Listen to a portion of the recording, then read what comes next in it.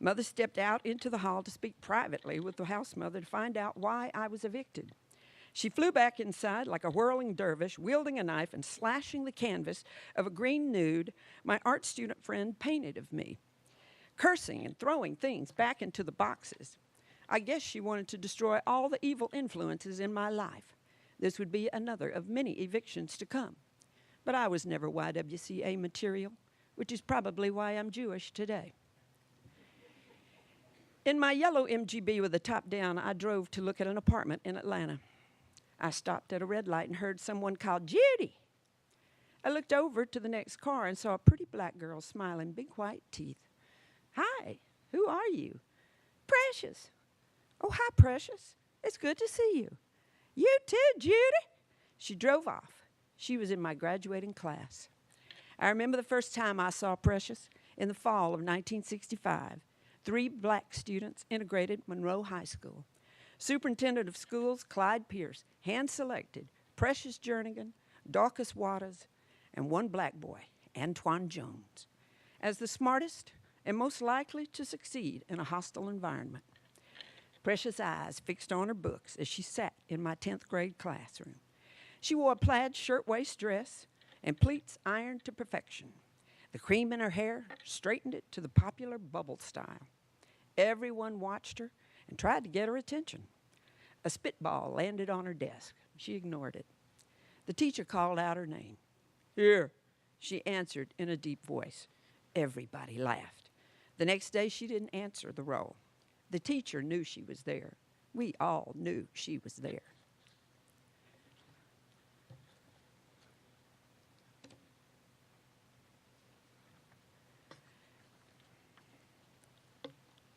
Elaine Dial, the class clown, sat in front of Precious and talked to her out loud to entertain everyone when the teacher wasn't in the room.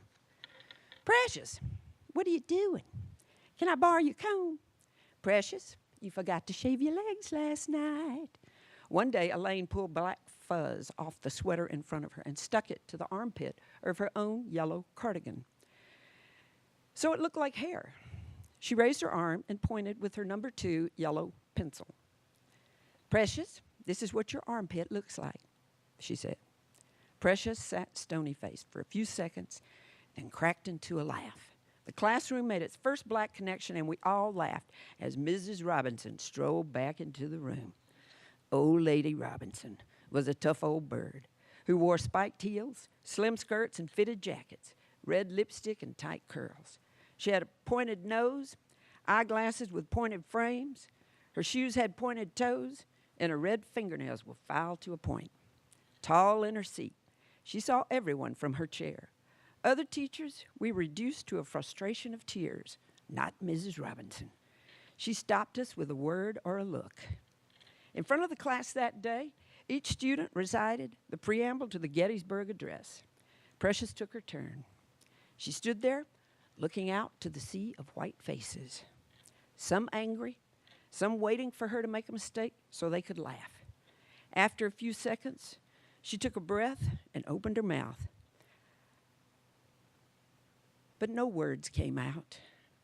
She lowered her head and cried. I wanted to cry too. Mrs. Robinson quickly came to her side and hugged her.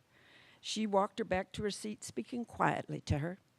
No one made a sound as we realized the huge responsibility on the shoulders of that young girl chosen to integrate our school. 77 years ago, our fathers brought forth upon this continent a new nation, conceived in liberty and dedicated to the proposition that all men are created equal. A powerful lesson in history that day. Thank you.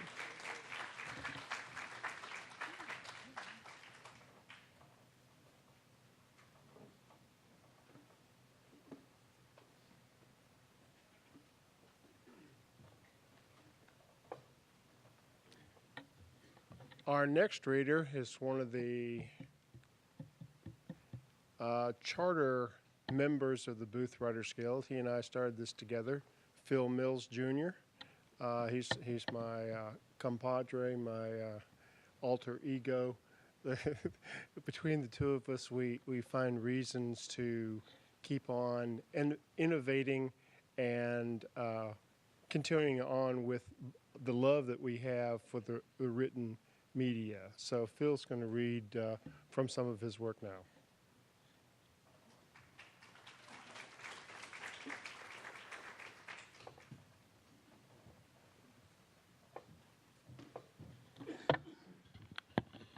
Walter and I have worked together for so long now, I always worry what he's going to say about me. And he was very kind today.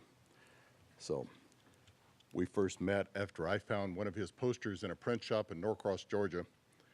And I said, my guys, there's somebody else in Atlanta that likes Westerns. And we had to meet, and we have met. And yes, we've been involved in this from the very beginning. I'm going to read to you today from my first book, Where a Good Wind Blows. There is a sequel that hopefully will be published this year called Where the Wildflowers Dance. It's set in eastern Wyoming, southeastern Wyoming, and it is a true Western. I'm going to read a couple of excerpts. The first one will be from the very first chapter, the very beginning of the very first chapter. So bear with me. Angry, shifting firelight fought for space in the early morning blackness. Bright flames burned away the darkness, driving away the deepest of shadows and all pretense of night. Fire bathed the scene with a soft orange glow. Ever-shifting flames provided the brushstrokes on a canvas of destruction. Smoke, with its choking smell, made real what otherwise seemed like a nightmare, surreal and abstract. A rising crescendo of crackling sounds and crumbling timbers climbed into the night, silencing even the mournful coyote. A mixture of orange-hot embers rose on ever-present winds to die away, disappearing in the fringe that still defined night.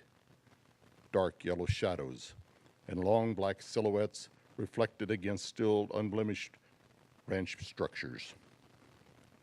Buildings that had stood against time and nature on this vast Wyoming prairie now felt the heat of death. And on this lonely, isolated outpost of humankind, the demons of hell came calling. They rode in on horseback. Breaking glass and gunfire shattered the otherwise silent darkness, and the night echoed with the sporadic sound of men yelling and shooting.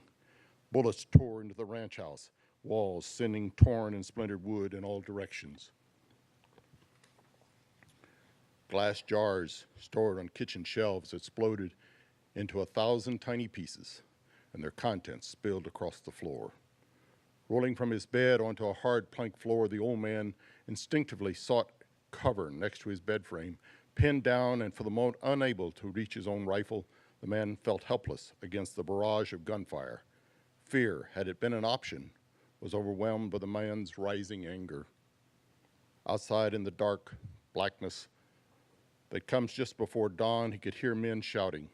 They taunted him with the courage of men nourished by whiskey and numbers. He was outnumbered and outgunned. They wanted him dead. Rifles roared again, and once more the onslaught was followed by laughter. This wasn't the laughter of picnics. No, this was a sick laughter. This was the prelude to evil, for deep in the dark shadows of night, the clarions of death sought to claim a victim. Frightened horses with eyes wide and blood-streaked, with nostrils flared, snorted and reared, they lunged and shied, yearning to be away from the melee of torture and pending death. Two bolted into the night, leaving their riders lying in the dust. Others pulled in terror against the corral fences and hitching posts to which they had been tied. "Get out here," one of the gunmen yelled. "Get out here now. Let's burn him out. Let's burn out the old man," another man shouted. An old chicken shed, long unused, was nearly burned. The fire's bright orange glow projected eerie shadows on the old man's bedroom wall. The firelight was also flickered against the dusty ground outside. An ever-changing mix of light and shadows made it hard to see anything clearly. These men weren't friends and neighbors. They were an eclectic mix of outlaws, drifters, and hired guns, and they were determined to earn their money and have some fun doing it. The old man heard the crackling and hissing sounds of the chicken house burning. He had hauled those timbers down from the mountains years before. Now they were being reduced to ashes. Stray embers were caught in the wind. Their orange glow died away in the darkness. as they rose into the night and were carried away. There's more to that chapter, but I'm going to move on. Further in the book.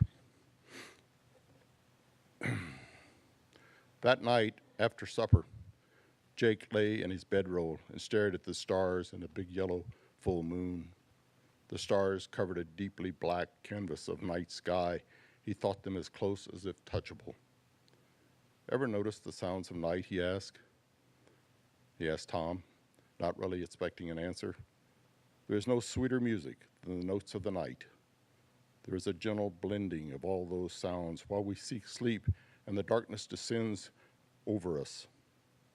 While black of night covers the land, filling every crevice and form, we rest in faith and experience that dawn will soon bring a new and possibly better day. And when we rest easy, what could be better than that? Off in the distance was some unnamed mountain lake. Moonbeams were reflecting off its surface, and the water shimmered in the moon's light. Coyotes cried a mournful, lonely song, and deep down the Box T foreman was overwhelmed by a massive loneliness. A lot of friends and acquaintances don't necessarily reduce the loneliness, he thought. Even in a crowd, loneliness can grip your soul and tear at your heart. You can feel it in your shoulders, and the ache reaches deep. Sometimes a person needs the reassurance of a kind word, a gentle touch, or the presence of a caring friend. Deep in a man's soul, sometimes there's something missing, even when there's lots of folks around, thought Jake. Loneliness is something hard to explain and even more difficult to describe. And surprisingly, it's often not even noticed by those most near. Those to whom such prevailing and torturous agony should be obvious. Lonely is often found in a crowded room. Jake knew that feeling. It had come more and more often lately, often deep in the night when the inner voices cry loud their torturous message, driving home the pain, the aching, depressing pain most often felt in the blackness of night. Loneliness is not new to most cowpunchers in this vast land, he thought to himself, but recently it was having a greater and greater pull on his soul. In the distance, he heard a coyote cry, and Jake felt his pain and came close to feeling the animal's tears. Men don't cry, he thought, but why not? We endure a pain that never seems to end in this vast land, an empty land. Cowhands are a lonely lot. Again, a coyote moaned, and Jake shuddered. Only Tom's nearby snoring saved him from further agony.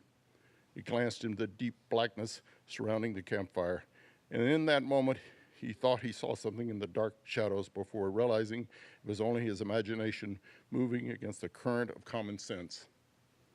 Come, sweet morning, and take my mind to a better place.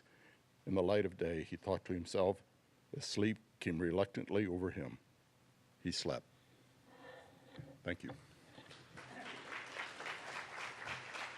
I guess I have the pleasure now of introducing T.W. Lawrence, who will share some of his work.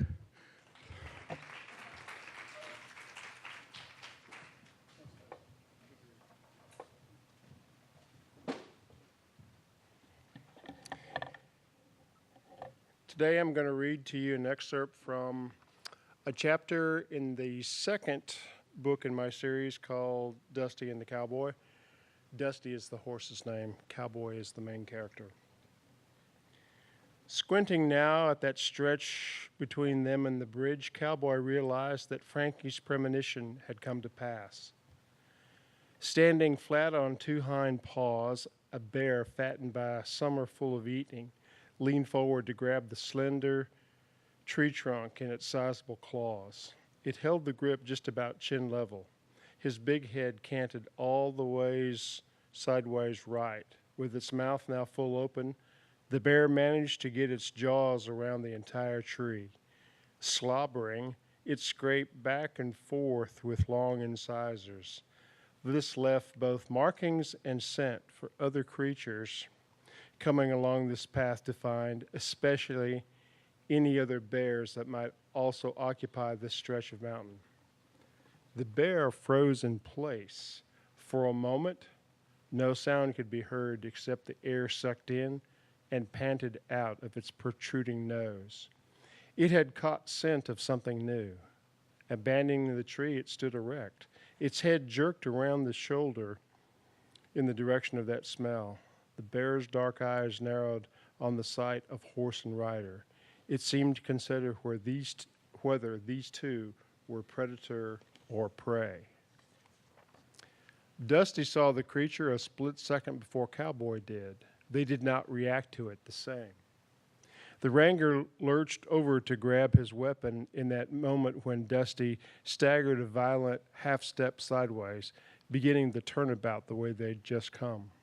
This jumble of confused movements landed Cowboy hard on the ground with a thump.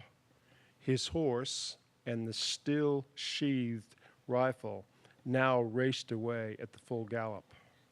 That left just Cowboy and the bear.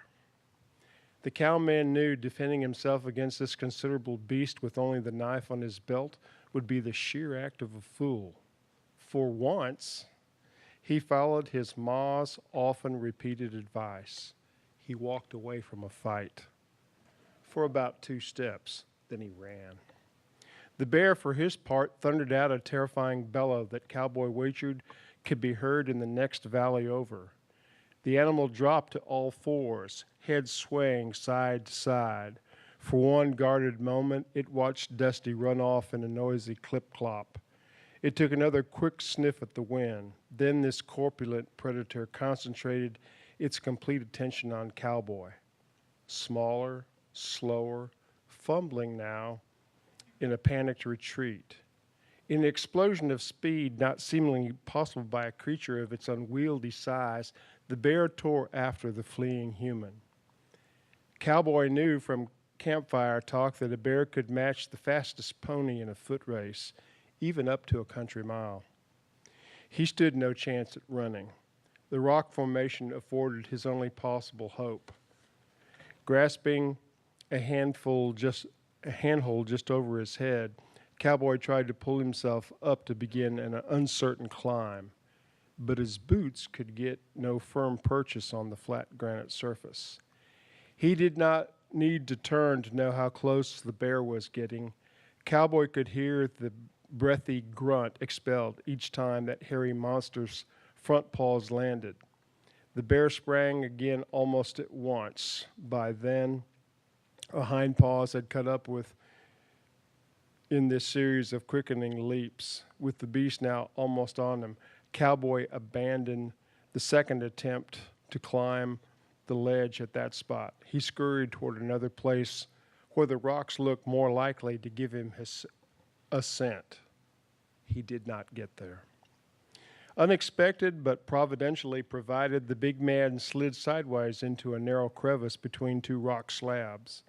Although not wide, the cleft extended from the muddy ground where Cowboy stood to the outcropping's uneven crest.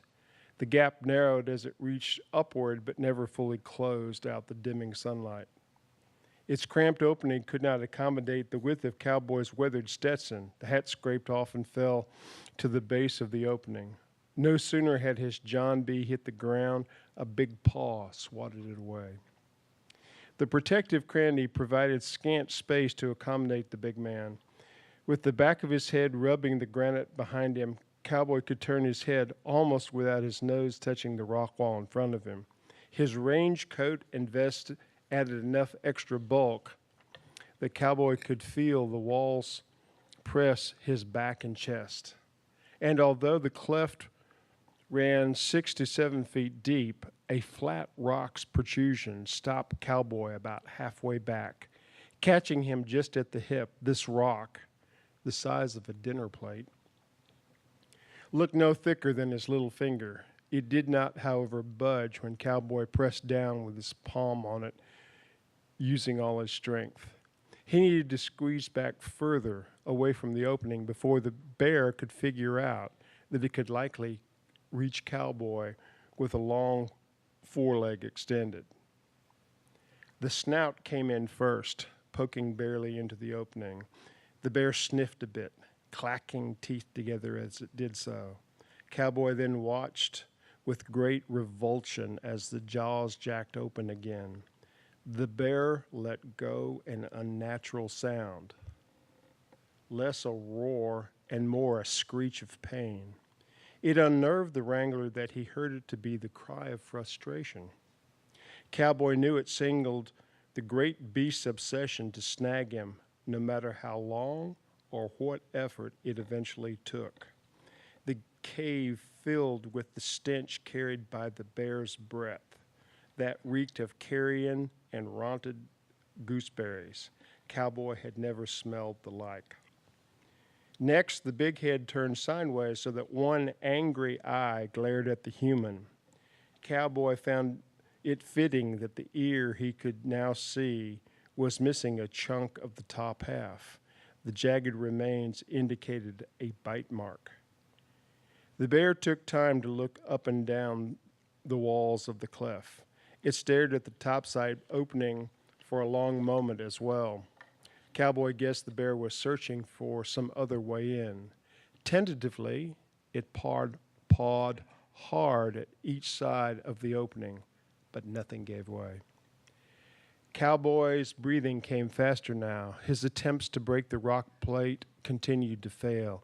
Even though he knew it was coming, he still jerked when the bear whirled around to scrunch his shoulder into the breach. A searching paw, flailing claws extended, thrust at his kneecaps. One large claw swiped across the toe of his boot. That left 2 deep scratches. That claw, blunted from continuous digging in the dirt and ripping at tree bark, split almost a third of the way up. A second swipe caught the hem of Cowboy's jeans. That removed a small tattering of cloth. Cowboy leaned as far back as he could. He managed to avoid the next few swipes, so the bear withdrew that paw. In its place, the animal maneuvered to switch legs. In that few seconds lull, Cowboy whispered a prayer. "Lord, please help me," he said. "Don't let it end like this. I come a long way to find answers from that preacher man." The second paw probed the crevice with movements more awkward than the first. "I can't do this by myself," Cowboy went on. "I see now that I never could." In this new posture, the bear seemed not to be able to reach in as far. Claws barely but clearly missed the boot with each swipe. So again, the animal readjusted, going back to the original and more successful positioning with the other foreleg. Cowboy felt his breathing relax. A cautious stillness seeped into his consciousness. Using just the heel of his palm at the exposed end of the protruding rock, he lifted up on tiptoes to bring his full weight and muscle to bore down on it. Long seconds he strained against it, ignoring the bear completely. First, a muffled cracking sound, then a loud snap as the rock tumbled to the ground. In 2.5 steps, Cowboy reached the back of the crevice out of the bear's reach. Looking back at the broken rock at his feet with unbelieving eyes, Cowboy said, "This grateful sinner thanks you for that, Lord, with a humble heart." He eased out a long sigh. To restore himself further, Cowboy let his body go limp against the wall, his cheekbone pressing flat against rock. "I won't let your act of kindness to help me here go to waste."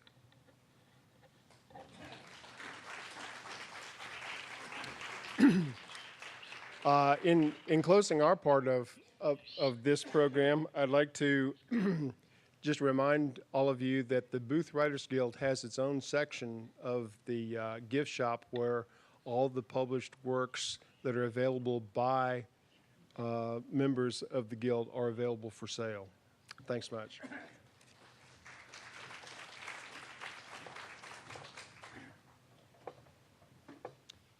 Thank you very much, CW. Thank you, and thank you for everybody that participated. It's not really a question and answer situation, but all of the writers and presenters today are going to linger a little bit. And if you want to ask some questions, come up and talk to TW or to Phil and myself, and we'd be glad to give you some ideas of what the future holds for getting together and having groups that are going to talk about writing the American West. And of course, this includes not only fiction, but also we got, if you're a songwriter or cowboy poet, or any areas, really history and fiction of writing, you're certainly welcome to be part of the Booth Writers Guild. And if you decide you want to buy a book by TW or by Pat or by Phil or by any of those that are for sale in the gift shop, we'll linger long enough that you guys will be glad to autograph them. So thank you very much. Hope everybody enjoyed themselves. If you have not become a member of the Booth Museum, this is your opportunity before you leave today to become a member. And by all means, if this is your first time here, spend time going through the galleries and enjoy what I think is one of the greatest museums in the United States, if not the world, the Booth Western Art Museum. Thank you much. God bless.